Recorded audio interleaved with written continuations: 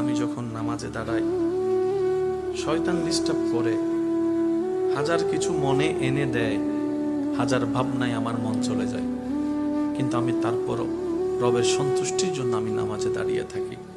অনেক সময় আমার সূরা ভুল হয়ে যায়, আয়াত ভুল হয়ে যায়। অনেক সময় তো এমনও হয় 2 রাকাত পড়ছি কিনা 3 রাকাত পড়ছি, এই টেনশনের মধ্যেও চলে যায়। অনেক সময় এমনও হয় নামাজ পড়া অবস্থায় অজু কি আছে না নাই, ভেঙে গিয়েছে মনে হয়, এই টেনশনও পড়ে যায়।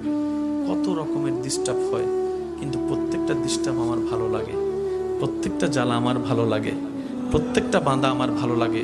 সে জিজ্ঞেস করছে, কেন তোর এত বাঁধা ভালো লাগে? বুঝলাম না। বলে যে প্রেমের মধ্যে বাঁধা নাই সেই প্রেম কখনো জমে না, যে প্রেমের মধ্যে কখনো বাঁধা হয় না সে প্রেমের মধ্যে আকর্ষণ বাড়ে না।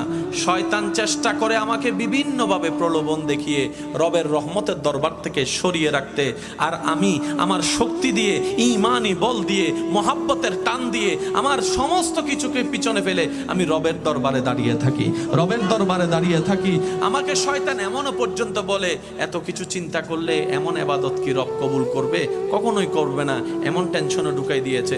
তারপরে আমি রুকু করা ছাড়ি নাই, সিজদা দেওয়া ছাড়ি নাই, ওযু করা ছাড়ি নাই, নামাজে দাঁড়ানো ছাড়ি নাই। ভাইরে ভাই শুন, রবের দরবারে দাঁড়িয়ে অন্তর, ব্রেইনে, মনে, শরীরে এমন শান্তি আমি অনুভব করি যেটা পৃথিবীর কোনো কাজে এই শান্তি নাই যেটা রবের দরবারে